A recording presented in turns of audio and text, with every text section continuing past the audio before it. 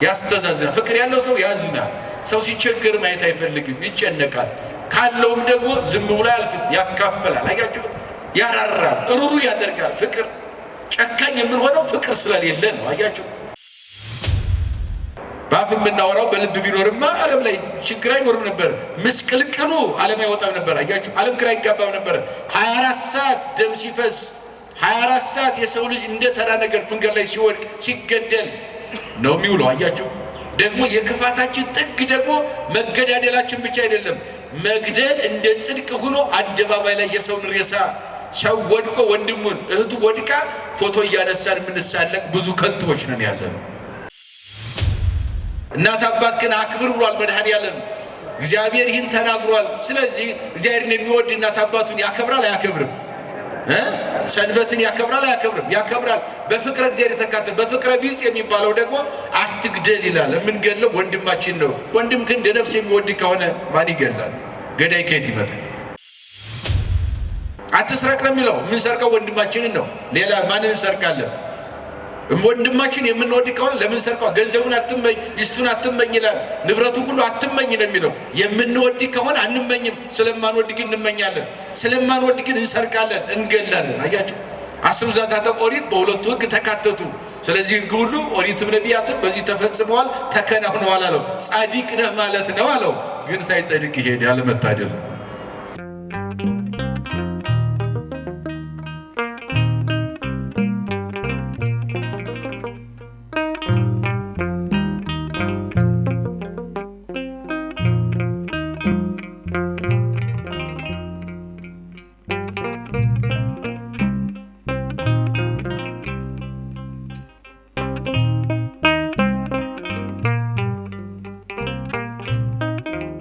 መንፈስ ቅዱስ አሃዱ አምላክ ከሁሉም በሉ እስኪ ፍቅር ይበልጣል። ድገሙት እስኪ፣ አሁንም ድገሙት። ከሁሉም ምን ይበልጣል? ፍቅር ይበልጣል። ሐዋርያው በዛሬው መልእክቱ የሚያስተምረን ይሄን የቅዱስ ጳውሎስን መልእክት አንደኛ ቆሮንቶስ ወይም የመጀመሪያው መልእክቱ ምዕራፍ 1 ጀምረን እያየን መተናል። ዛሬ ቀኑም የገጠመው እግዚአብሔርም የፈቀደልን እንድንማማር ምዕራፍ 13ን ነው። ምዕራፍ 13 በአጠቃላይ አጭር ምዕራፍ ነው። 13 ቁጥሮች ያሉት ምዕራፍ ነው። ሙሉውን ግን ስታነቡት ፍቅርና ፍቅር ብቻ ነው የሚተነትነው። ሐዋርያው ስለ ፍቅር ብቻ ነው የሚናገረው። ስለምን ይናገራል? ዓለም ያጣው ምንድን ነው? አዎ የዓለምም ችግር ይሄ ነው። ይሄ በነገራችን ላይ አሁን የመጣ ችግር አይደለም። የፍቅር ችግር በዘመን ሂደት ሁልጊዜ እየተፈጠረ የሚኖር ነው። ፈጽሞ ፍቅርም ጠፋ ማለትም አንችልም፣ ይኖራል። በአንጻሩ እንደገና ሁልጊዜም ደግሞ ሙሉ ፍቅር አለ ማለት አይቻልም። ከዚያ ዘመን ጀምሮ ጳውሎስ በቆሮንቶስ ሀገር ከተማ ከሰበከበት ጊዜ ጀምሮ እስካሁን ድረስ የዓለም ችግር ዓለም የሚወድቀው የሚነሳው የፍቅር እጦት ስለሆነ ደግሞ ያለ ፍቅር ምንም ነገር ስለሌለ፣ ፍቅር ከሌለ ሰላም ስለሌለ፣ ፍቅር ከሌለ ያገኘነው ነገር ሁሉ ሙሉ ስለማይሆን በአጠቃላይ ሕይወት ጎደሎ መሆኑን አስረግጦ የተናገረበት አንቀጽና ምዕራፉ ነው። እያየነው እንደመጣ ነው። የእያንዳንዱ አንቀጽ አለው። ባለፈው አጠቃላይ ስለ ጸጋና ጸጋ ስጦታ ምን እንደሆነ የጸጋን ጉዳይ ብቻ ነበረ ስንነጋገር የነበረው ምዕራፍ 12 ላይ ማለት ነው። የዛሬው ደግሞ አንቀጸ ፍቅር ነው። የፍቅርን በር ነው የሚነግረን። የፍቅርን ሁኔታ ነው የሚነግረን። የፍቅርን ትርጓሜ ነው የሚነግረን። በደንብ አድርጎ ይተነትናል ፍቅርና ወደ መጨረሻው ሲዘጋ ትምህርቱን ምን ይላል መሰላችሁ? እንግዲህ እነኚህ ሶስቱ ለዘላለም ጸንተው ይኖራሉ ይልና እነሱም ይልና ሃይማኖት፣ ተስፋ፣ ፍቅር ናቸው ይላል። ምን ናቸው? ሃይማኖት፣ ተስፋ፣ ሶስተኛው ምንድን ነው? ግን ከሁሉ ምን ይበልጣል? ፍቅር ይበልጣል ብሎ ትምህርቱን ይዘጋል በዚህ ምዕራፍ ላይ ማለት ነው። ፍቅር እንግዲህ የጳውሎስ መልእክትም ሆነ የጴጥሮስ መልእክት የይሁዳም ሆነ የያዕቆብ የሐዋርያት መልእክት የሚቀዳው ከወንጌል ነው። ወንጌል ነው፣ ከወንጌል ነው የሚቀዳው። ምንጫቸው ወንጌል ነው። ወንጌል ክርስቶስ ወደዚህ ምድር ከመጣበት ዓላማ አንዱ የፍቅር ሕግን መስራት ነው። በቤተ ክርስቲያናችን አስተምሮ የፍቅር ሕግ የትሩፋት ሕግ ተብሎ የሚነገረው ወንጌል ነው። ምክንያቱም ሁሉም ሲጠቃለል በወንጌል ላይ የማዳን ጉዞውን ከማኅፀነ ማርያም ጀምሮ እስከ ቀራንዮ መልዕልተ መስቀል የ33 ዓመት ከ3 ወር ታሪክ የክርስቶስ የማዳን ሥራ ሲተነተን የሚቋጨው በፍቅር ነው። በምንድን ነው የሚቋጨው? አዎ ፍቅርን ያሳየን ምን ላይ ነው ያሳየን? እስኪ ንገሩኝ፣ ምን ላይ ያሳየን? ስለዚህ በምን ተቋጨ? የክርስቶስ የማዳን ሥራ በምን ተቋጨ? ፍቅርን በገሃድ በመግለጽ ለዚያው መስቀል ላይ አያችሁ። ስለዚህ ወንጌል በአጠቃላይ የፍቅር ሕግ ነው ሲባል ከቤተልሔም እስከ ቀራንዮ ቢተረጎም ከልደቱ እስከ ስቅለቱ ቢተረጎም ትንሣኤውን ብንሄድ እርገቱን ብንተረጉመው ሁሉም ሲጠቃለል ማሰሪያው ፍቅር እንደሆነ ለዚህ ሁሉ ክርስቶስን ለመከራ የዳረገው ፍቅር እንደሆነ አባቶቻችንም በድርሰታቸው ሁሉም ሊቃውንት ፍቅርን ገልጸውታል።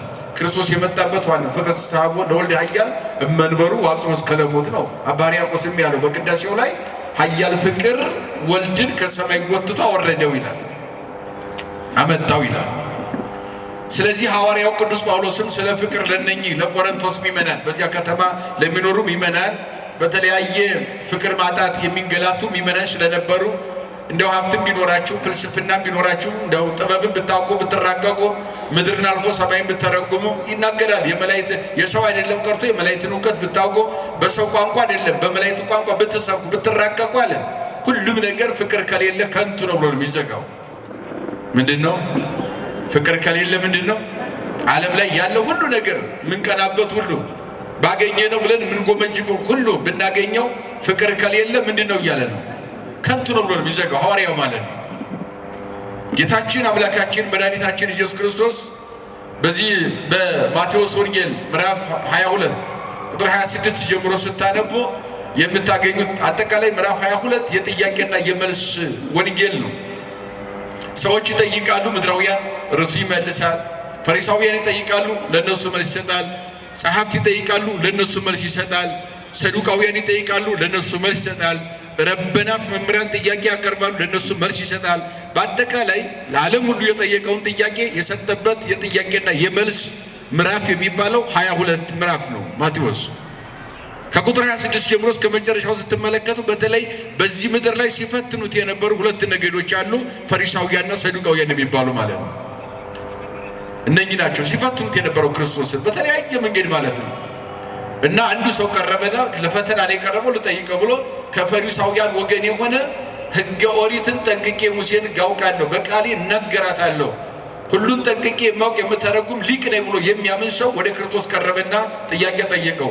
ከሕግጋት ሁሉ ማንኛው ሕግ ይበልጣል ብሎ ነው የጠየቀው። ክርስቶስም ምን ብሎ ጠየቀው? እንዲሁ ቀጥታ የሚያጸድቅ አንድ ሕግ አለ? የለም፣ ብዙ ሕግ አለ። በሱ ቤት የሙሴን ሕግ ጠንቅቆ ስለሚያውቅ 10 ትእዛዛተ ኦሪትን ያለኔ ሌላ አምላክ አታምልክ ብሎ አትመኝ እስከሚለው 10ሩን ሕግጋት ሸምድዶ ስለያዘ እሱ ከዚህ መካከል ማንኛው ይበልጣል ብሎ ይነግረኛል ብሎ በዚህ መንገድ ነው የመጣው ይሄ ሰው ማለት ነው ክርስቶስን ለመፈተን። እርሱ ግን ሳይፈጥረውም ስለሚያውቀው ፈጣሪውም ስለሆነ ለክፋትና ለተንኮል ለፈተና እንደመጣ ጠንቅቆ ስለሚያውቅ እሱን የሱ ዕውቀት ክርስቶስን ካልተያዘ ፍቅር የተባለው እግዚአብሔር ካልተያዘ ዕውቀት ከንቱ እንደሆነ ሊያስረዳው ምን አለው መሰላችሁ? ማንኛው ሕግ ይበልጣል ሲለው 10 ትእዛዛተ ኦሪትን አልጠቀሰለትም። በኦሪት ዘዳግም ምዕራፍ 10 ቁጥር 1 ላይ የተቀመጠ ኃይለ ቃል አለ። ምን ይላል? አፍቅሮ ለእግዚአብሔር አምላክከ በኩሉ ልብከ ወበኩሉ ህሊናከ፣ በፍጹም ልብህ በፍጹም ሐሳብህ በፍጹም ነፍስህ እግዚአብሔር አምላክህን ምን በለው ውደደው አለ። ይሄ 10 ትእዛዛተ ኦሪት ውስጥ የለም። ይሄ ጋያችሁ እሱ ተሸክሞ የተመካበትን ሕግ በዜሮ አባዛውና አንተ ከምታውቀው ውጭ እኔ እነግርሃለሁ አለው። አያችሁ የተመካበትን ነገር ተወና እሱ እንግዲህ ወይ አትግደል ነው የሚለው ወይ አታመንዝር ነው የሚለው ወይ ያለ ሌላ አምላክ አታምልክ ነው የሚለው እኔ ከማውቀው ውጭ አዲስ ነገር ሊነግረኝ አይችልም ብሎ ክርስቶስን ለመፈተን ስለመጣ በፍጹም ልብህ በፍጹም ሐሳብህ በፍጹም ነፍስህ እግዚአብሔር አምላክህን ምን በለው አለው ውደደው አለው። የማያውቀውን ሕግ ጠቀሰልን። ከዚህ ላይ ሰውየው ምን አለ? ይችንማ ከልጅነቴ ጀምሮ ስፈጽማት ኑሬያለሁ። መልካም ከሁሉ የሚበልጥ ሕግ ይሄ ከሆነ ሌላ ሕግ ካለ ይህንን የሚመስል ሌላ ሕግ አለ? ሌላ ንገረኝ። ይሄ የዘወትር ስራዬ ነው አለ። አምላኬን በፍጹም ሐሳቤ በፍጹም ልቤ በፍጹም ነፍሴ ወደዋለሁ አለ። ይሄ ከልጅነት ጀምሮ ሳደርገው የኖርኩት ነው አለ። ግን እየፈተነ ያለው ማንን ነው? ንገሩ ይውላችሁ። እግዚአብሔርን እየፈተነ እግዚአብሔርን ወደዋለሁ። አስቡ። አያችሁ፣ እንደዚህ ነው። አፋችን ብዙ ነገር ያወራል። ስለ ፍቅር የማያወራ የለም፣ ችግር የለበትም። አጣፍጦ የሚያወራ የፍቅር ወሬ የሚያወራ ሰው ብዙ ሞልቷል።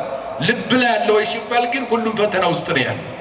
ትልቁ ያ ነው። ይሄ ሰው በልቡ አጣፍጦ ነው የመጣው። ይህማ ከልጅነቴ ጀምሮ ፍጹም ወደዋለሁ አምላኬን፣ ሐሳቤም ነፍሴም ልቤም ጠቅላላ ማንነቴ እግዚአብሔር አምላኬን ይወዳል። ያለ እርሱ ከሱ በላይ የምወደው ሌላ የለኝም ብሎ ዋሽቶ ነገረው። የልቡን ግን ማን ያውቃል? እግዚአብሔር ያውቃል። መልካም አለው። እያወቀ እንዳላወቀ ሆኖ መልካም። ይህ ከልጅነት ጀምረህ ከፈጸምከው ሁለተኛ ሌላ እንደዚህ የሚመስል ግን የፈለግከው አለው።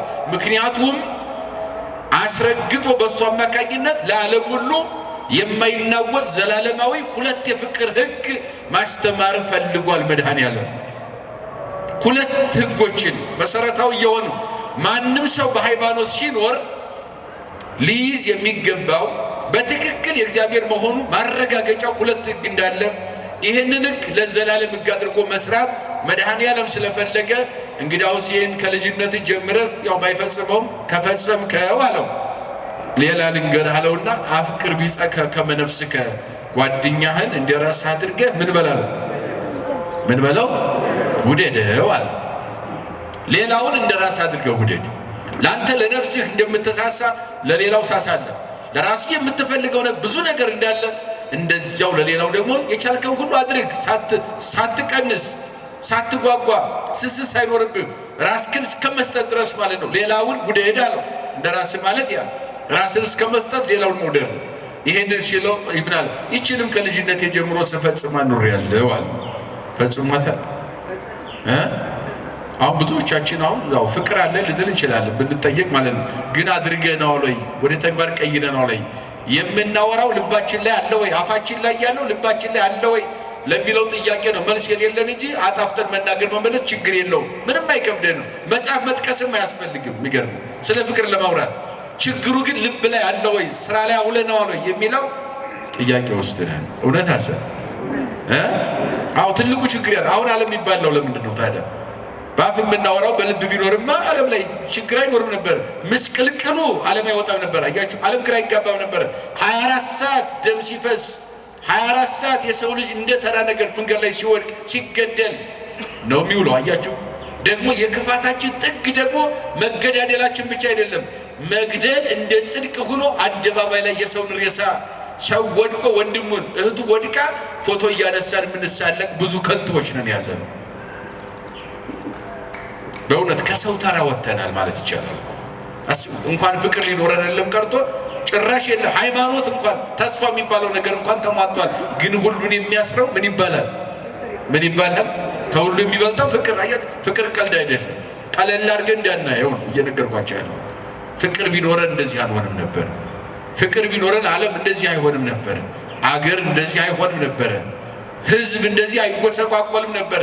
ማህበረሰብ እንደዚህ አይበተንም ነበር። ፍቅር ቢኖር አያችሁ፣ ማሰሪያው ጠፍቶ ተበትነናል። እግዚአብሔር በፍቅር ይሰራል ሁላችን። አዎ ይሄ ነው ሁላችን ልናስብበት የሚገባው ነገር ስለሆነ ጌታችን ምን አለ? እሺ ጓደኛ እንደራስ አድርገህ ውደድ። ሁለተኛ ሕግ ነገር ይሄን ነው አለው። ይሄንን ሕግ የምናገኘው ደግሞ ኦሪት ዘዳግም ምዕራፍ 6 ላይ ተጽፎ የምናገኘው ያኛውን ኦሪት ዘዳግም ምዕራፍ 10 ይሄኛውን ኦሪት ዘዳግም ምዕራፍ 6 እናገኘዋለን። እሱ የፈለገው አስሮዛዛተ ኦሪትን እሱ የሸመደደውን እንዲገልጽለት ነው የፈለገው መድኃኔዓለም። በዚያ ልክ ነው መድኃኔዓለም ያሰበው። የኔ ቢጤ የሰው አድርጎታል። እሱ ብዙ ዕውቀት የሌለው አስመስሎ እንደዚያ ነው የተረዳው። ግን እሱንም የፈጠረ ሕጉን የጻፈው ሙሴን ነው። የሙሴ ፈጣሪ መሆኑን ዘንግቶ ነበረ። ወንጌል የሚያስተምረው ወንጌል ሕግ አድርጎ የሰራ የሕግ ባለቤት ሐጋጌ ብሉይ ወሐዲስ ብሉይና ሐዲስን ሕግ አድርጎ የሰራ የሕግ ምንጭ ባለቤት እንደሆነ አልተረዳውምና ይችን ከልጅነቴ ጀምሮ ስፈጽም ኑሬያለሁ፣ ጓደኛዬ እንደራሴ አድርጌ ወዳለሁ ብሎ ባያደርገው ዋሸው። ግን ዓላማው ለሚነሳ ትውልድ ሁሉ በዘመን ሂደት ሁለት ምሰሶ የሆኑ ሕግጋት መሰራት ስላለበት ክርስቶስ አስተማረ፣ ተናገረ። ያድርገው አያድርገው የሱ ጉዳይ ነው የሚሆነው። ሕጉ ግን ለሚመጣ ትውልድ ሁሉ በዘመን ሂደት እስከ ልፈተ ዓለም አልፎ ሌላው ዓለም እስከሚሰጥ በቀኝና በግራ አቁሞ መድኃኔዓለም የሚፈርድበት ያን ጊዜ ያስከሚመጣ ዓለም ሁሉ እየተሰበከ ይኖር ዘንድ ሕግጋቱ ግድ ማስተማር ስላለበት ነገረውና ሁሉንም አድርጌያቸዋለሁ ሲለው እንግዲያውስ እስመ በላ ክልኤቲ ትእዛዛት ተሰቅሉ ኦሪት ወነቢያት፣ እንግዲያውስ እነኝህን ሁለቱን ከፈጸምካቸው ሌላ የጽድቅ ሕግ አያስፈልግም፣ ሁሉም በዚህ ተካቷል አለው። ቃሉ ጋር ናቸው። ምን አለው? እንግዲያውስ ሌላ 10 ትእዛዛት ኦሪት 6 ቃላት ወንጌል መደርደር አያስፈልገኝም አለው። ይህን ከፈጸም ሁሉም በዚህ ስር ተካቷል። ከዚህ ውጭ የሆነ 6 ቃላት ወንጌል፣ ከዚህ ውጭ የሆነ 10 ትእዛዛት ኦሪት የለም አለው። ሁሉም የተጻፈው ሕግ ሁሉ ይሄ ነው፣ በዚህ ስር የተካተቱ ናቸው አለው። 10 ትእዛዛት ኦሪትን በሁለት ስንከፍላቸው በፍቅረ ቢጽና በፍቅረ እግዚአብሔር ሁሉም ይጠቃለላሉ። አያችሁ፣ ሁሉም ይጠቃለላሉ። ከዚህ ውጭ የሆነ ሕግ የለም አለው። 6 ቃላት ወንጌል የሚያው ነው። ብራብ አብልታችሁኛል፣ ብጠማ ጠጥታችሁኛል፣ ሁሉም ሲጠቃለል በፍቅረ ቢጽ ውስጥ ነው ያለው። አያችሁ፣ ይሄኛው ያለኔ ሌላ አምላክ አታምልክ የሚለውን የመጀመሪያው የሕግ ሁሉ ርዕስ የሆነውን ዋናውን መሰረቱን ያንን ስንመለከተው ያለኔ ሌላ አምላክ ምን አትበሉ ነው፣ አታምልኩ ይላል። እግዚአብሔር የምንወድ ከሆነ ፍጹም ልባችን፣ ሐሳባችን፣ ነፍሳችን ሁሉ እግዚአብሔርን የሚወድ ከሆነ እናመልካለን እናመልክም? እግዚአብሔርን የሚያመልክ ድንጋይ ያመልካል እንዴ? እንጨት ያመልካል እንዴ? አያመልክም። ስለዚህ በፍቅረ እግዚአብሔር ተካተተ የታምልክ የሚለው ሕግ ማለት ነው። ሰንበትን አክብር ይላል። እናት አባትህን አክብር ነው የሚለው። ሌላው እናት አባትህን አክብር ብሏል መድኃኔዓለም። እግዚአብሔር ይህን ተናግሯል። ስለዚህ እግዚአብሔርን የሚወድ እናት አባቱን ያከብራል አያከብርም? ሰንበትን ያከብራል አያከብርም? ያከብራል። በፍቅረ እግዚአብሔር የተካተተ በፍቅረ ቢጽ የሚባለው ደግሞ አትግደል ይላል። የምንገለው ወንድማችን ነው። ወንድም ግን እንደ ነፍስ የሚወድ ከሆነ ማን ይገላል? ገዳይ ከየት ይመጣል? አትስረቅ ነው የሚለው። የምንሰርቀው ወንድማችንን ነው። ሌላ ማንን እንሰርቃለን? ወንድማችን የምንወድ ከሆነ ለምን ሰርቀው? ገንዘቡን አትመኝ፣ ሚስቱን አትመኝ ይላል። ንብረቱን ሁሉ አትመኝ ነው የሚለው። የምንወድ ከሆነ አንመኝም፣ ስለማንወድ ግን እንመኛለን። ስለማንወድ ግን እንሰርቃለን፣ እንገላለን። አያችሁ፣ 10 ትእዛዛት ኦሪት በሁለቱ ሕግ ተካተቱ። ስለዚህ ሕግ ሁሉ ኦሪትም ነቢያትም በዚህ ተፈጽመዋል፣ ተከናውነዋል አለው። ጻድቅ ነህ ማለት ነው አለው። ግን ሳይጸድቅ ይሄድ ያለመታደል ነው። አዎ፣ ይሄንን ነው ሐዋርያው ብርሃነ ዓለም ቅዱስ ጳውሎስ እዚህ ላምቶ የሰበከው።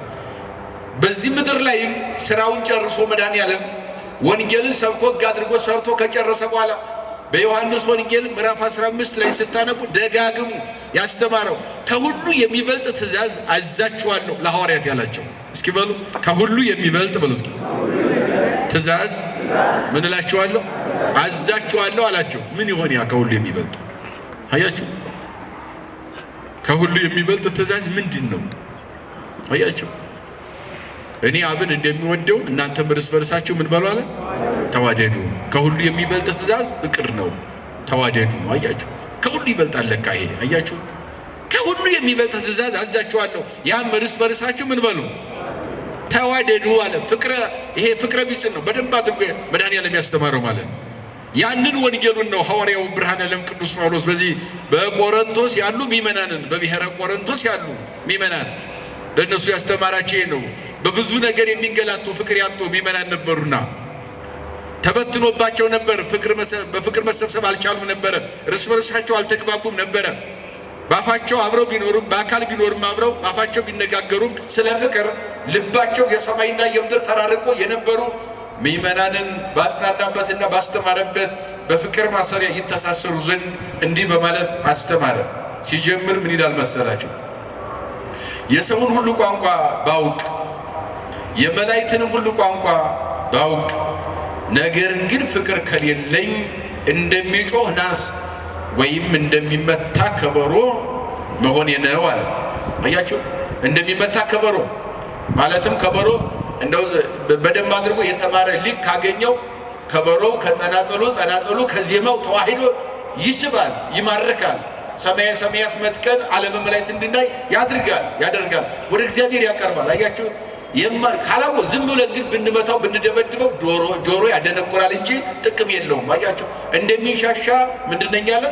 ካብ ነኝ አለ፣ ጸናጽልም ነኝ ይላል። አያችሁ፣ ከመከበሮ ዘይዘበጥ ወከመብርት ዘይነቁ ይላል። እነሆ እንደሚሻሻ ጸናጽል እንደሚናድካም እንደሚጮህ ከበሮ ነኝ ምን ከሌለኝ ፍቅር ከሌለኝ አለ። መደነቋቆር ነው ማለት ነው። ፍቅር ማሰሪያ ነው። በሰው ቋንቋ ብናገር አለ ሰው ያወቀውን ሁሉ በዚህ ምድር ላይ ለሐዋርያት የተገለጠው ሁሉ ቋንቋ ቢገለጥ አለ አዎ ቋንቋ ተገልጧል። ጸጋ መንፈስ ቅዱስ ሲሰጣቸው አልተገደበባቸውም። እንደው 72 ቋንቋ በተለምዶ 72 ቋንቋ እያለ ምን አስተምረው አንዱ ሂብሩ ነው የራሳቸው ቋንቋ ነው፣ ዕብራይስጥ ነው። 71 ቋንቋ ተገለጠ ይላሉ ሊቃውንት። ምክንያቱም 72 ቋንቋ የተባለው ከአራቱ ማዕዘነ ዓለም ክርስቶስ ከሙታን ተለይቶ ተነስቷል። የሞት ማሰሪያ ተቆርጧል። መቃብር ተረግጧል። ሞት ራሱ ተውጧል። ሰይጣን ታስሯል። ሲኦል ተበርብሯል። ዓለም ነፃ ወጥቷል ተብሎ ለዓለም ተነግሮ ነበርና ይህን የሰሙ ሁሉ ገና በ40 ቀን ያርጋል ስለተባለ እርገቱን ለማየት ከዓለም የተሰበሰበ ሕዝብ 71 ቋንቋ ይችል ነበር አሉ መተርጉማን የቤተክርስቲያኗ ሊቃውንት። የሐዋርያት ሥራ ምዕራፍ 1 ተረጉሟል። ከአራቱ ማዕዘን ላይ መጣ 71 ቋንቋ የሚችል ዛሬ ኢየሩሳሌም ለትንሣኤ ለልደት ለሆሳዕና እንደምንሄደው እዚያ ቦታ ሄደን ለመባረክ እንደምንሄደው በረከት ለማግኘት እንደምንሄደው ከአራት ማዕዘን ዓለም ትንሣኤውን እርገቱን ለማየት የተጓዙ ብዙ ሰዎች ስለነበሩ አጠቃላይ የሚችሉት ቋንቋ 71 ነበረ። ከዚያ ከጽርሐ ጽዮን መንፈስ ቅዱስን ከተቀበሉ በኋላ ወጥተው ሲያስተምሩ በ71 ቋንቋ እያንዳንዱ ሕዝብ አስተማሩት። ስንት ቋንቋ ሆነ ማለት ነው? 72 የምንለው ይሄን ነው እንጂ የመንፈስ ቅዱስ ጸጋ በ72 ቋንቋ አይገደብም አሉ ሊቃውንት ብሎታል። ወተናገሩ በነገረ ሁሉ በአውርት ትክክለኛውን ሲገልጹት በየሀገሩ ቋንቋ ተናገሩ የሚለው መንፈስ ቅዱስን ይገልጸዋል አሉ። የሰውን ሁሉ ቋንቋ ብናገር ባውቅ የመላእክትን ቋንቋ ባውቅ አለ። ነገር ግን ፍቅር ከሌለኝ እንደሚጮህ ናስ ወይም እንደሚመታ ከበሮ መሆኔ ነው አለ። ትንቢት ብናገር ምን ብናገር ትንቢት ብናገር አለ። የተሰወረውን ሁሉ ጥበብም ሁሉ ባውቅ ተራራ እስከ ማፍለስ የሚያደርስ ፍጹም እምነትም ቢኖረኝ ትንቢት ብናገር አለ። የተሰወረውን ሁሉ ቋንቋ ሰው የማያውቀው ሁሉ የተሰወረ ተገልጦልኝ ያን ብናገር አለ። ተራራ እስከ ማፍለስ ድረስ እምነት ቢኖረኝ አያችሁት። ይሄን ተራራ ከዚህ ተነስተው ወደዚያ ሂድ ብትሉት በእምነት ይሆናል ተብሎ በወንጌል ጌታችን ያስተማረው ትምህርት አለ። ተራራውን እዚህ ተነስተው ወደዚያ ሂድ ብለው ፍቅር ከሌለኝ ግን ምንድን ነኝ አለ? ከንቱ ነኝ አለ። ገንዘቤን ሁሉ ለምጽዋት ብሰጥ ያለኝን ገንዘብ አውጥቼ አለ። ሐዋርያው ገንዘብ ኑሮት አይደለም ይታወቃል። መጽሐፍ ቅዱስ እንደሚነግረን ድንኳን መስፋት እችላለሁ ይላል። የሱ ሙያ ብቻ በእናት በአባቱ ቤት እያለ አስቀድሞ በነበረበት በጠርሴስ ሲያድግ ድንኳን መስፋት ሙያዬ ነበር ይላል። ትምህርት እየተማረ ድንኳን ይሰፋ ነበረ። ወደዚህ ሲመጣ ወደ ሐዋርያነት ተጠርቶ ዓለምን ለማስተማር እግዚአብሔር ለጨለማው ዓለም ብርሃን ላልጫው ጨው አድርጎ በመረጠው ጊዜ የራሱ ጋር የወሰነው እንግዲህ ስትሄዱ በሄዳችሁበት ሁሉ ሰላም በሉ፣ የእግዚአብሔር ሰላም ይደርባቸው፣ ሰላማችሁን ለሚቀበሉ በሰጧችሁን በዚያው ብሉ ተብሏል። እንዲበሉ ከሚመናን ጋር ያቀረበላቸው እንዲበሉ ወንጌል እንዲሰብኩ ስራቸው ወንጌል መስበክ እንደሆነ ተነግሯል። ነገር ግን አለ ራሴን ለማንም ጥገኛ አላደረኩም አለ። ድንኳን መስፋት ሙያ ስላለኝ ድንኳን እሰፋ ነበረ። እሸጠዋለሁ። ከሸጥኩትም በኋላ የዓመት ልብስ የዕለት ጉርስ ካገኘው የተረፈኝ ከኪሴ ያድርም አለ። ለነዳይ መጸውታል። ከቃሉ ጋር ናቸው። ግን አለ ያለኝን ገንዘብ ሁሉ ለነዳይ በመጸውት አውጥቼ ብሰጥ አለ አካፍዬ ብበላ አለ ፍቅር ከሌለኝ ምንድን ነኝ አለ? ከንቱ ነኝ። ስጋዬን አለ ለሚያቃጥል እሳት ብሰጥ ነገር ግን ፍቅር ከሌለኝ ምንም አይጠቅመኝም አለ። ስጋዬን ለሚያቃጥል እሳት ስለ እምነቱ ማለት ለሚያቃጥል እሳት ራሴን አሳልፌ ስጋዬን ብሰጥ ገንዘብ መመጽወት ብቻ አይደለም አካልን መስጠት እንኳን ቢኖር አለ ፍቅር ከሌለኝ የማልጠቅም ነኝ ይላል። አሁን ከዚህ ከላይ የዘረዘራቸው እስካሁን ድረስ ፍቅር የሁሉ ማሰሪያ እንደሆነና ፍቅር ሊኖረን እንደሚገባ ያለ ፍቅር ሃይማኖት አለኝ ተስፋ አለኝ የሚለው ነገር ሁሉ ከንቱ እንደሆነ ያለ ፍቅር ምንም ዋጋ እንደሌለ ፍቅርን ገንዘብ ማድረግ እንዳለብን ያስረዳን ትምህርት ነው። እስካሁን ያለው አንቀጽ ይሄ ነው። በፍቅር ምን እንበል እንኖር። በምን እንኖር? አማኝ በምን ይኖራል? ተስፈኛ በምን ይኖራል? አዎ እምነቱን ወደፊትም ማየት እንችላለን። ግን መሰረታዊ ነገሩ እምነት ቢኖርም እግዚአብሔርን ብናምነው ፍቅር ከሌለ ምን አይልም ማለት ነው? ከንቱ ነን ማለት ነው። አያችሁ፣ ፍቅር ከሌለ ጽድቅ የለም ማለት ነው። አማኝ ሁነን የምንገዳደል ከሆነ አማኝ ሁነን የምንባላ ከሆነ አማኝ ሁነን አንዱ የሚያሳድደው ከሆነ አማኝ ሁነን ፍርድ የምናዛባ የድሃ እንባ የምናፈስ ከሆነ አያችሁት ምን ትርጉም አለው? እምነት የት ያደርሳል? ከንቱ ነው እምነቱ ራሱ ብለን ይህን ነው እየነገረን ያለው። ሌላው ተስፋ የሚባለው ተስፋ ማለት ያልያዝነውን እንደምንይዘው ያልጨበጥነው እንደምንጨብጠው ያልዳሰስነው እንደምንዳስሰው ያልረገጥነው እንደምንረግጠው እርግጠኛ ሆነን የምንኖርበት ኑሮ ተስፋ ይባላል። ምን ይባላል? ተስፋ እንደዚያ ነው። ዛሬ ያልተማረው ነገም እንደሚማር እርግጠኛ ሆኖ ይኖራል አይደል? ዛሬ የሌለው ሀብት የሌለው ነገ ሀብት እንደሚያገኝ ማለት ነው። ዛሬ መልበስ ያልቻለ ወይም መቀየር ያልቻለ እንደሚቀይር እርግጠኛ ሆኖ ይኖራል። ተስፋ የሚባለው ያ ነው። በእርግጥ ተስፋን የነገረ መለኮት ምሁራን ሰፊ የሆነ ትንታኔ ይሰጡታል። በጣም ሰፊ ትርጓሜ ያለው ተስፋ ቅድም እንዳልኳችሁ ያለ ሆኖ የሌለን ነገር እንደሚኖረን እርግጠኛ ሆነን የምንኖረው ኑሮ ምን ይባላል? ራሱ ምን ይባላል? ተስፋ ይባላል ማለት ነው። ዛሬ ያልተማረው ነገ እንደሚማር፣ ያላወቅነው ነገ እንደምናውቀው፣ ያጣነው ነገ እንደምናገኘው እርግጠኛ ሆነን የምንኖረው ኑሮ እሱ ምን ይባላል? ተስፋ ይባላል። ይሄ ተስፋን በዚህ መተርጎም ይችላል። አንዳንድ የነገረ መለኮት ምሁራን ደግሞ ተስፋን ሲተረጉሙት ተስፋ ማለት ይላል በተንጣለለ ባህር ውስጥ የሚታይ ደረቅ ሜዳ ወይም የብስ ነው ይላሉ። እስኪ በሉ ተስፋ ማለት ወል እስኪ በተንጣለለ ባህር ውስጥ የሚታይ የብስ ነው። አያችሁ እንደዚያ ነው አለ ተስፋ። ያንንም መጽሐፍ ቅዱስ ጋር እንተርጉመው ከተባለ ወደ ኦሪት ዘጸአት ምዕራፍ 14 ላይ መሄድ ብቻ ነው የሚያስፈልገው። በተንጣለለ ባህር ውስጥ እስራኤል መንገድ ነበር። አያችሁ ለሙሴ መንገድ ይታየዋል፣ ለእስራኤል ግን ባህር ነው የሚታያቸው። ባህሩን በየት እንሻገር ሲሉ መንገድ ያለ አላቸው። በበትሩ ባህሩን ንከዋል። እግዚአብሔር ሲነካው የብሱ መንገዱ ተገለጠ። ተስፋ እንደዚያ ነው። አያችሁ ባህር እያየን በውስጡ መንገድ ማየት ነው። ተስፋ እንደዚያ ነው። ተስፋ ለምሳሌ እንደ ባህር ሊውጠን ያሰፈሰፈ ችግር ቢኖር አያችሁ አይ ነገ ያልፋል ብለን የምንኖር ከሆነ ያ ተስፋ ይባላል። እንደሚያልፍ እርግጠኛ መሆን። በማን ነው እርግጠኛ ምን ሆነ? በእግዚአብሔር አይደለ? አይ ይህ ችግር ያልፋል፣ ዛሬ ነው ያገኘኝ፣ ነገ እንደሚያልፍ እርግጠኛ ነኝ። ለምን አምላኬ አለ። አዎ እሱ እያለ እንደዚህ ተቸግሬ አልቀርም፣ እንዲህ ተጨንቄ አልቀርም፣ ጭንቀቱ ይወገዳል ብሎ በጥሙ እምነት ማለፍ ያ ተስፋ ይባላል። ስለዚህ በባህር ውስጥ መንገድ እንዳለ እስራኤል ዘስጋን መመልከት በቂ ነው። ተስፋ እንደዚያ ይተረጎማል በዘጸአት በኦሪት ትርጓሜ ማለት ነው። ሁለተኛ ሌሎች ደግሞ ሊቃውንት አባቶቻችን ደግሞ አንዳንድ ምሁራን ደግሞ ተስፋ ማለት ይላሉ በድቅድቅ ጨለማ ውስጥ የሚታይ ረቂቅ ብርሃን ነው። እንደዚያ ነው አሉ። እስኪ በሉ ተስፋ ማለት በሉ እስኪ በድቅድቅ ጨለማ ውስጥ እንደሚታይ ረቂቅ ብርሃን ነው። አሁን ያለነው ጨለማ ላይ ነው አይደል? ይሄን አምፖሉን ምናምኑን ተውት፣ ኤሌክትሪኩን ምናምኑን ተውትና አሁን ያለነው በስነ ፍጥረት ምን ላይ ነው ያለነው? በተፈጥሮ ጨለማ ላይ ነው። ምክንያቱም አሁን ግዛቱ የጨለማ ነው፣ የብርሃን ግዛት አይደለም። ራሳችን የምንረዳበት መንገድ ስላመቻቸን በጨለማ ውስጥ እንዳንንቀሳቀስ ይህን ፈጣጥረን በፈጠርነው ነገር እግዚአብሔር በሰጠው ጸጋ ሰዎች ፈጥረው እንኖራለን በብርሃን ለመመላለስ መንገድ ጉዞ ለማድረግ። ሙሉ በሙሉ ግን አሁን በቁጥጥር ስር በማን ቁጥጥር ነው ዓለም ከተባለ በጨለማ ነው። ምክንያቱም በስነ ፍጥረት ገዢ አድርጎታል እግዚአብሔር። 12 ሰዓት የጨለማ ግዛት ነው።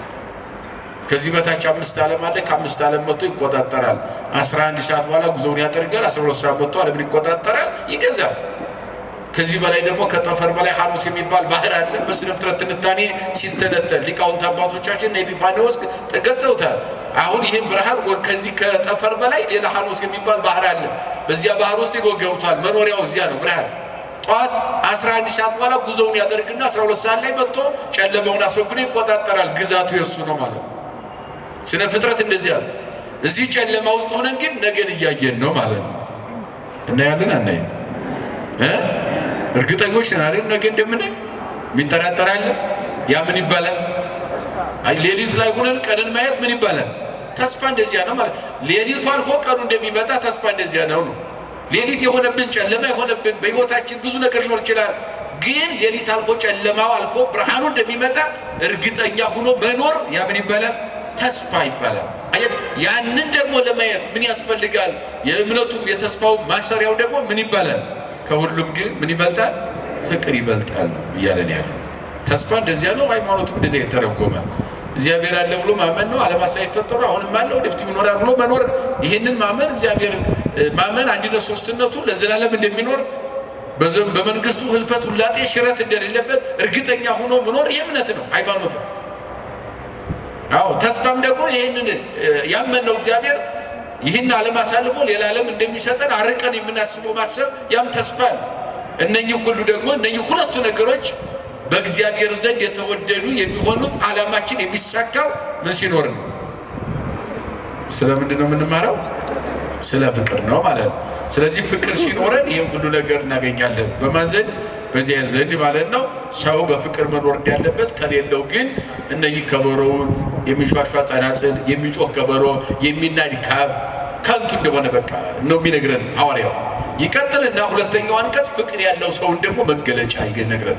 ፍቅር ያለው ሰው መገለጫው ምንድን ነው? ያኛው ሊኖረን የሚገባ ነገር ነው መጀመሪያ የነገረን። በቃ ይህንን ፍቅርን መያዝ እንዳለብን ነው። እንትነን ነገር ንቀነው እናልፋለን አይደለ? ሚሳደብ ይኖራል፣ የሚመታንም ሊኖር ይችላል፣ የተለያየ ነገር ገንዘብ የከዳ ሊኖር ይችላል፣ ሌላ ችግር በህይወታችን ያደረሰብን ሰው ሊኖር ይችላል። ስለ ፍቅር ግን ውጠነው እናልፋለን። አያችሁ፣ ፍቅር ይህንን አቅም ይሰጣል ማለት ነው። ትዕግስት የሚወለደው ከፍቅር ነው ማለት ነው። በሌላ አባባል ትዕግስት የፍቅር ልጅ ነው ማለት ነው። ከምን ይወለዳል ትዕግስት? ንገሩኝ። ትዕግስት ከምን ይወለዳል? ትዕግስት የምን ልጅ ነው አለ? የፍቅር ልጅ ነው። ያስታግሳል አለ ፍቅር።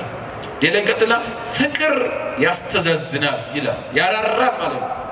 ያስተዛዝናል። ፍቅር ያለው ሰው ያዝናል። ሰው ሲቸገር ማየት አይፈልግም፣ ይጨነቃል። ካለውም ደግሞ ዝም ብሎ አያልፍም፣ ያካፈላል። አያችሁ፣ ያራራል፣ ሩሩ ያደርጋል። ፍቅር ጨካኝ የምንሆነው ፍቅር ስለሌለ ነው። አያችሁ፣ የነገረን የጨካኔ መገለጫው ምንድነው? ፍቅር አልባ ህይወት ነው ማለት ነው። አያችሁ፣ የርህራሄ መገለጫው የማዘን የመራራት አያችሁ መገለጫው ደግሞ ምንድነው? ፍቅር ነው ይላል። ፍቅር ያስተዛዝናል ወይም ያራራል ይልና ፍቅር አያቀናናም ይላል። ማንም በማንም ላይ አይቀናም። ምን ካለው አሁን እንትና ገንዘብ ኖሮ አልኖረው፣ ሀብት ኖሮ አልኖረው፣ ጤና ኖሮ አልኖረው ብለን ምን አንልም ማለት ነው። አንቀናም። ፍቅር ያለው ሰው አይቀናም። እንኳን አገኘ ይላል። አየት እንኳን ደስ አለው ለኔም እግዚአብሔር ያደርግልኛል ብሎ ያምናል እንጂ ገንዘብ ስላገኘ ወንድሙ እህቷ ገንዘብ ስላገኘች እንቅልፍ የሚያጣ ሰው አይኖርም። ምክንያቱም ፍቅር አያስቀናም ማለት ነው። በህይወቱ ወንድሙ የሚያገኘውን በህይወቷ ወንድሟ እህቷ የምታገኘውን ነገር እጅግ ፍጹም ደስታ እንደራስ አድርጎ ማሰብ አቅም ይኖራል። ምን ሲኖረን? የሌላው ማግኘት የሌላው መደሰት የኛ ነው ብለን የምናስበው ምን ሲኖረን ነው? ቅናትን ያጠፋል። አያችሁ፣ ልቡናንም አያስታብይም ይላል። ትዕቢተኛ ያደርግም።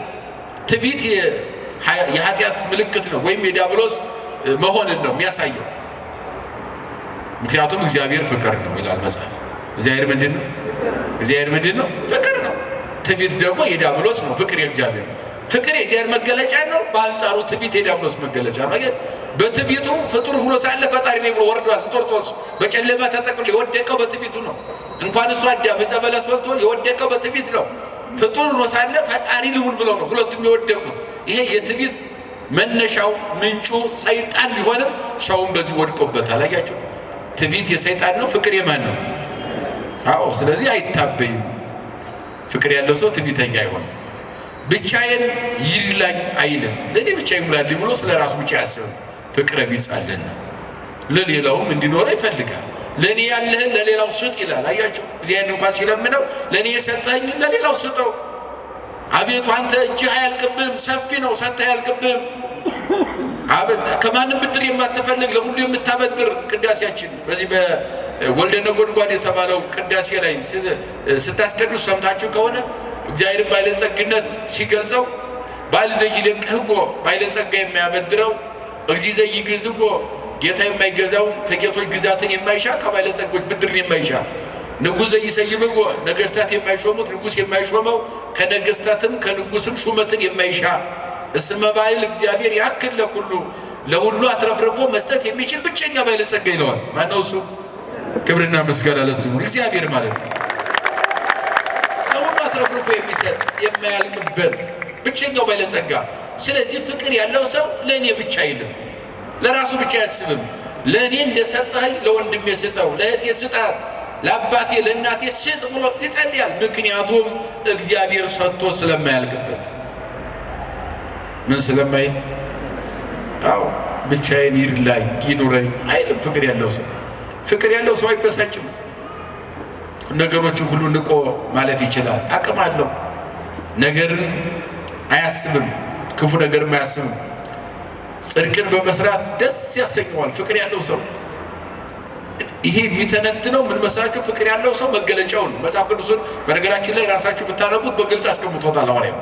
እንደው ከሌሎቹ መጻሕፍት ጋር አጣቅሰን እንድናየው እንድንመለከተው ምንጩ ወንጌል እንደሆነ ወንጌልን ለዓለም እንዴት ማስረጽ እንዳለባቸው ከምንም በላይ ደግሞ ወንጌል ስንል የፍቅር ሕግ ነው። የፍቅር ሕግ ደግሞ ለዓለም የተሰጠ ልዩ ጸጋ ስለሆነ ወንጌል ምእመናን በቆሮንቶስ ያሉ ምእመናንም ተምረውት የጻፈበትም ዓላማው በዘመን ሂደት እስከ ሕልፈተ ዓለም ድረስ የሚነሳ ትውልድ አልፎ ትውልድ ሲተካ እየተማረው በፍቅር እንዲኖር። ይሄ ከሌለ እምነታችን ሁሉ ከንቱ ስለሚሆን ተስፋችንም እንዲሁ ተኖ የሚጠፋ እንደ ጉም ስለሚሆን እርግጠኞች ሆነን በእግዚአብሔር ፍጹም እምነት ኑሮን በእግዚአብሔር ያለውን ነገር ሁሉ የማናጣበት እውነተኛው መንገድ ፍቅር እንደሆነ አስረግጦ ለመንገር ነው። ወይስ የዲዱ ሰለስቱ አለ ሲዘጋው። እንግዲህ እነኚህ ሶስቱ ይነብሩ ለዓለም ለዘላለም ጸንተው ይኖራሉ። እስኪ በሉ እንግዲህ በሉ እስኪ እነኚህ ሶስቱ ለዘላለም ጸንተው ይኖራሉ። ሃይማኖት፣ ተስፋ፣ ፍቅር። ከሁሉም ምን ይበልጣል? ፍቅር ይበልጣል ይላል። ፍቅር ይበልጣል ይላል። ስለዚህ የኛ የክርስትና መገለጫ መሆን ያለበት ምንድነው? ፍቅር ነው ማለት ነው። አማኝ መሆናችን መገለጫው ፍቅር መሆን ያለበት ማለት ነው። እያንዳንዱ እንቅስቃሴያችን ሁሉ በፍቅር የተሞላ መሆን ያለበት ማለት ነው። ፍቅር በአንደበት ብቻ የሚነገር ሳይሆን ውስጥ ሊቀመጥ የሚገባው መላ ሰውነታችን ሊቆጣጠር የሚገባው ከውስጥ ተርፎ ወደ ውጭ መነገር አለበት እንጂ ውስጥ ባዶ ሆኖ ውጭ ነገር ሊነገር የማይገባው ሕያው የሆነ እግዚአብሔር የሰጠን ልዩ ጸጋ ምንድነው ቢባል ፍቅር ነው። እንደዚያ ሲሆን ዓለም ሁሉ ሰላም ይሆናል ማለት ነው። ዓለም ሰላም ያጣው ምን ስላጣ ነው ማለት ነው? ፍቅር ማለት ነው። እግዚአብሔር አምላካችን ለዓለማችን ሁሉ ፍቅር ይስጥልን። እንደው ባፋችን የምንናገረው ሳይሆን በልባችን አኑረ ነው እንድንተገብረው ከኛ አልፎ ለሌላው የሚጠቅም ፍቅር በውስጣችን እንድንኖር የአምላካችን ቅዱስ ፈቃድ ይሁንልን። ያስተማረን የገሰጸን የመከረን የሰራዊት ጌታ እግዚአብሔር አምላካችን ከፀሐይ መውጫ እስከ ፀሐይ መግቢያ በፍጥረታት ሁሉ አንደበት ስሙ የተመሰገነ ይሁን። ንስሐ እንድንገባ ሥጋው ደሙን እንድንቀበል እግዚአብሔር ይርዳን። የእናታችን አማላጅነት የቅዱሳን ጸሎት አይለየን። ይቆየን። ንቁ ኦርቶዶክስ ተዋሕዶ የጸሎትና የንስሐ መርከብ ማኅበር በእግዚአብሔር ፈቃድ በወንድማችን የኔነህ ተስፋዬ አስተባባሪነት ከተመሠረተ ጊዜ ጀምሮ ከሚሰጣቸው ዘርፈ ብዙ መንፈሳዊ አገልግሎቶች መካከል የሐዋርያዊ አገልግሎትና ያሬዳዊ ዝማሬዎች አንዱ ነው። በዚህ ክፍል የኦርቶዶክሳዊ ተዋሕዶ ቤተክርስቲያንን ዶግማና ቀኖና የጠበቁ ኦርቶዶክሳዊ ለዛ ያላቸው ለነፍስ እረፍትን የሚሰጡ ወቅታዊና ዘመኑን የዋጁ ስብከቶችና ያሬዳዊ ዝማሬዎችን በመላው ዓለም ለሚገኙ ተመልካቾቹ በንቁ ሚዲያና በኢትዮ ማህበር የዩቲዩብ ቻናል እያቀረበ ይገኛል። አገልግሎቱ በመላው ዓለም ለሚገኙ አማኞች ተደራሽ እንዲሆን በየዕለቱ የሚለቀቁ ስብከቶችንና መዝሙሮችን ላይክና ሼር ያድርጉ። እንዲሁም የዩቲዩብ ቻናላችንን ሰብስክራይብ በማድረግ የዚህ ታላቅ አገልግሎት ባላሻራ ይሁኑ። ንቁ ሚዲያ ርቱ የቤተ ክርስቲያን ልሳን